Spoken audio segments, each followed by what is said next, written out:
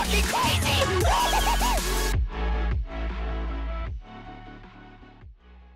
What is up, you smexy individuals? My name is Birdman778 and welcome to a thematic build video. Today, we're working on a new flak build that uses rockets, and we're calling this Boom Boi Flak. Shit's too serious, but I cannot bounce it.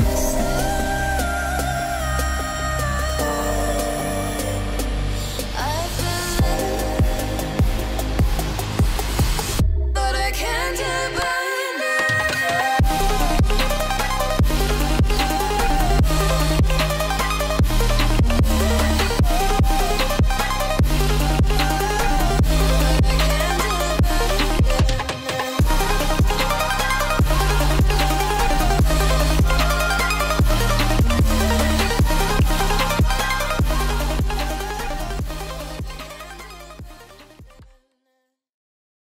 Now, before we get into the video, I want to let you know I do stream on Twitch, twitch.tv/Birdman778. I stream Mondays, Wednesdays, and Fridays starting at 5 p.m. Eastern. So make sure you're there to see all these different builds being made. I do have a couple streams sprinkled in between there, so make sure you stay up to date on my social media, twitter.com/Birdman778, instagram.com/BirdmanGram. Then obviously here on YouTube, youtube.com/Birdman778. Hit that thumbs up, hit the subscribe. Let's get right into it. So this being our Boom Boi Flak, obviously the biggest thing that we're going to do for this build is give Flak rocket launchers. The entire point of this build is that he can run around with said rocket launchers and essentially just decimate everything, whether it's mobbing, bossing, takedowns, proving grounds, whatever it is, this build can do it. And it pretty much does it because of this weapon in particular, the Plague Bearer. Plague Bearer is a Torg rocket launcher. That's essentially kind of one of those E-Tech ones where it's got like the little creature on the end of it that's eyes blink that kind of frighten me when I stare at it too long. But the special ability on it, it essentially is like the Scourge was, where it shoots out that orb that orbs follow, but it's just way more amped up and better. The ones that we have are ASC Splash on all three of these, and then a consecutive hits one on this one. It's just the only one I had. I didn't have like a cryo one or anything like that. And honestly, like this still, like even without the extra splash damage, absolutely decimates everything. Equipment wise, we're running a one-shotter shield ASC Shock. This is a huge pivotal part of the build because honestly, like every shot you take of the Plague Bearer is a charge, and essentially the recharge of it essentially lets your shield recharge in that time span. So pretty much every shot's an amp, and it just destroys everything. There's no really, I mean, you could do even a regular shot without the amp on it, and it's still going to absolutely beat everybody. I mean, there's not really a whole lot to describe. I only have so many adjectives about how much this is going to destroy everything to give you. We also are running a Deadeye with weapon damage, heavy weapon damage, and weapon charge speed. This obviously helps the Plague Bearer because it gets that weapon charge up faster.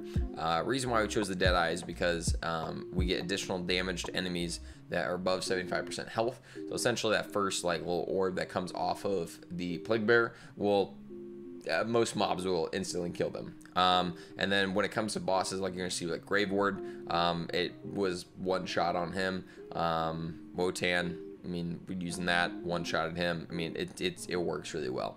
We're using also a Hunter Seeker with ASC Incinerary, so we get a little bit of fire damage on there, but also for the fact that the Hunter Seeker is going to help out with all of our abilities. And then we're running a Cut Purse launch pad with grenade damage, magazine size, and AoE damage. Now, we chose a Cut Purse launch pad because essentially we're just running rockets, and rockets only have so many ammo that you have in reserve for that. So we really need something that we could constantly get those rockets back for us. But also the fact that, I mean, the launch pad kind of matches the theme of rockets and stuff like that they shoot up and then do melee damage to get yourself your ammo back. Now let's head on over to our, I should point you that way actually, head over to our skill tree to test out what we got going on there. In our skill tree, we're obviously a little bit more maxed out in the red tree, but the green and blue have a lot too. But let's talk about that red tree. We're pretty much stacking into everything that you would need here. Reason why is because we want his damage to get up as high as humanly possible. Just basically because he doesn't have any abilities that really benefit from splash damage. So we wanted to just make sure that everything else for him was AO good, whether damage, pet damages, getting those extra bonuses against certain enemies, extra reload. The Two Fang is a super great one, especially with this because it will shoot out 2 projectiles.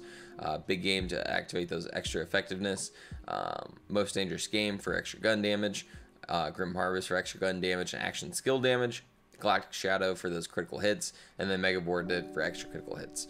We're obviously running Rack on this, and then running the Falconer's Feast and Rack Accelerate with that, and then also a Spider and Scorcher because it's the strongest pet that he's got, period.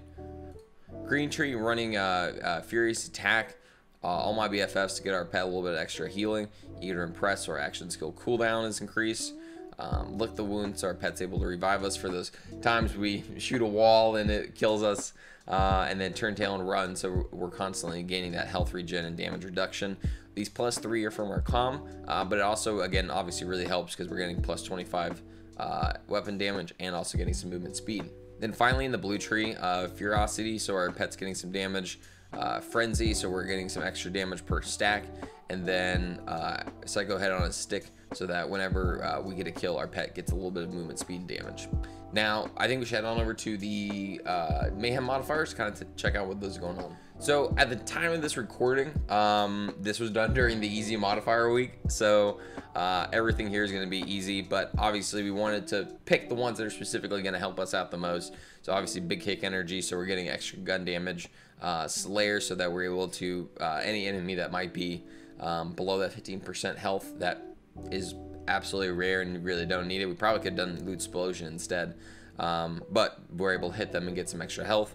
Speed Demon for extra speed on kills, and then OK Boomer because we get the extra grenade damage. Now, that's pretty much just the Mayhem Modifiers. Obviously, if it was a normal week, I think I'd probably focus again into Big Kick Energy, probably in Healy Avenger, more likely into something like Ticked Off or Laser Fair for the hard, and then Buddy System or Postmortem. Probably those two would be my biggest choices. Guys, thank you so much for checking out this build. Again, this is kind of just a random build to do to kind of pass the time before the new DLC. Psycho Creek and the fantastic Fluster Cluck. YouTube might smack me if I say that wrong. But regardless, I'm really excited for that DLC to come out. Checking out our good boy Creek, see what he's been up to, and hopefully be able to mend his broken brain there. And then also just kind of seeing what's going to happen with the level cap in Greece. I'm really excited for that, being able to get some extra points into each one of my Vault Hunters. Obviously, we all know him as Zane main, and we want to be able to take advantage of that as much as humanly possible. 5 extra points is huge. I mean, that's an entire skill right there that you can just add to. So it's gonna be really awesome to check that out. But until then, make sure you're checking out my Twitter, my Instagram, my Twitch page, and then here on YouTube as well. Do know at the time of this video I am doing a giveaway, so check my Twitter out for that as well. But guys, thank you so much. Hope you have a great rest of your night, day, whatever it may be, and stay smexy.